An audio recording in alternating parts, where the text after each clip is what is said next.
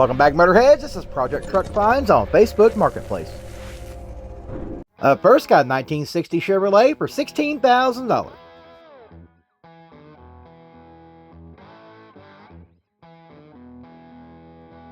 I don't know what it is about this one here. It just got that right look about this truck. I actually really dig the hell out of this. I love the fact that it's got the camper shell on the back of it. I don't know. Everything about this truck is just working for me except for the price. I'm not so on board with the price tag on this truck, but I think this will make somebody a pretty nice little project truck if you can get it for the right price. But what do you guys think? Leave it down in the comments. Before we go any further, if you guys are enjoying our content, be sure and smash that like button. And even consider hitting that subscribe button if you haven't already, and tickle that little bell. That way you're notified every time we drop a new video. Next, got a 1950 Studebaker for $11,900.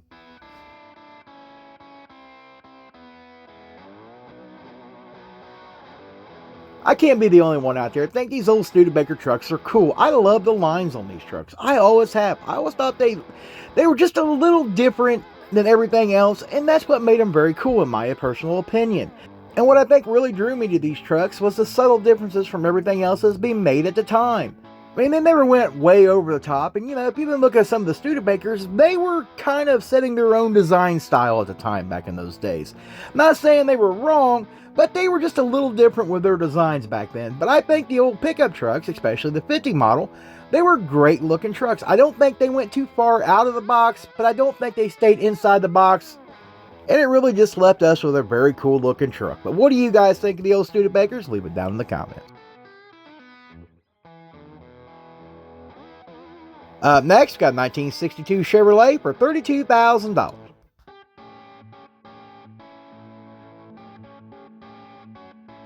This here might be something a lot of you guys have never heard of. Did you know that GM actually made a crew cab truck in these years?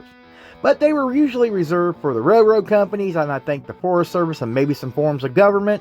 Now, this truck here, if it is actually a bona fide factory-built crew cab, and he has impeccable documentation, and this truck is in good condition, you mean go over this thing with a fine-tooth comb, and it's in really great shape, he might not be too far off on the mark if this is a true documented truck.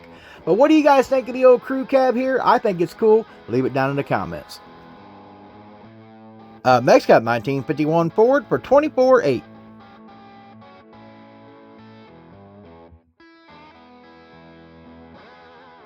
Now, there's no denying this is a very sharp Ford pickup here. I dig in the blue on this truck. I think it looks good. I think it came together good. One thing I do have a problem with is going to be the power plant. I think they did the truck kind of an injustice by using that old V6. I think they should put a small block in it, some sort of V8. I mean, it just would have made more sense in my personal opinion, and that might just be my personal preference. And I'm sure there's a lot of you guys out there that's perfectly fine with the V6, and that's okay too. Now, the price, I don't think it's necessarily terrible on this truck, but I don't necessarily think it's right where it needs to be either. I think it needs to be a little south of 20. That's my personal opinion. Because, like I said, the interior is nothing, there's no wow factor of the interior, and it does have the V6. I'm not saying this is not a good looking truck, because it is a good looking truck, or would not be here on the video today. But I'm just not so sure about that price. But what do you guys think of this little Ford here, and what do you think of that price tag?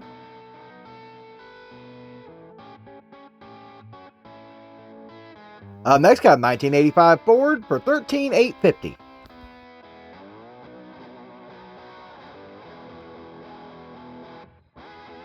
This here is a nice little truck right here, and I think this body style Ford gets overlooked a lot. I don't think a lot of people save these too much, and unfortunately that's a shame. I actually think these are pretty cool looking trucks, and this one here being a short bed, and it looks to be in very good condition. Now, on a side note, if this truck would have been baby blue and white instead of red and white, I would have had a hard time talking myself out of going and spending some money and buying this truck, because I'd like to have it. I think it's a pretty cool little truck. Not at that price tag though. Now, the interior of this truck, it's not in bad shape. The seats is faded from sun and age, but it's not terrible. Next, got a 1974 Ford for $5,000.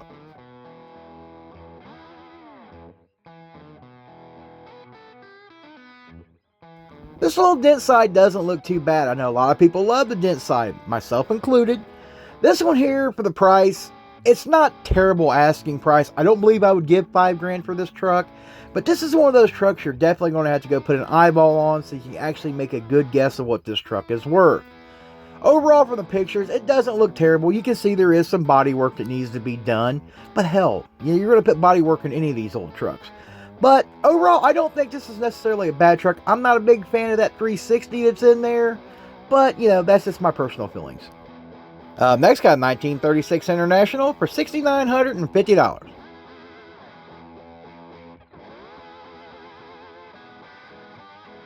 Now, I know you guys have been watching our channel for a while. You guys know I love these old damn International pickup trucks. I think they're freaking awesome. And this here is a good looking specimen from the pictures here. And this one here is not too far away from me. I need to tread lightly here because this is only a state away. It's not like, 2, 3, 4 states away.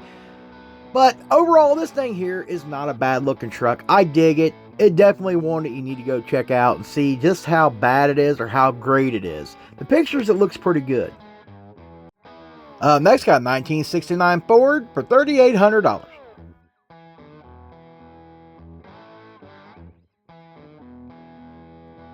Now, from the pictures, we've got an actual fairly priced Ford pickup truck here. Now, this one is a long bed. I like short beds better, but, the older trucks, the long beds, they look good on there as well. It doesn't really matter in some cases. And this is one of the trucks that doesn't matter, long or short bed. Interior doesn't look terrible. Overall, not a bad looking truck, and I think it makes somebody a hell of a project truck for that price. What do you guys think? Leave it in the comments. Next, got a 1965 Ford for $8,000.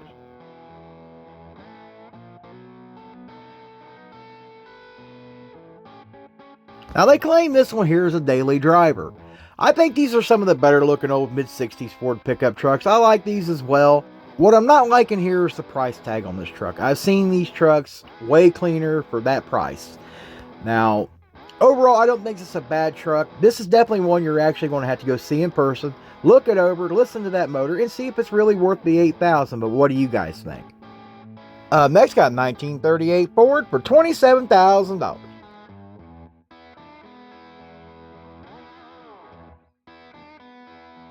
Yep, I'm sold. Bring it over here, drop it off, but not at that price. No, seriously, I think this is a cool truck. I love the front end on these trucks. This truck here is really sharp, and I would love to have this thing.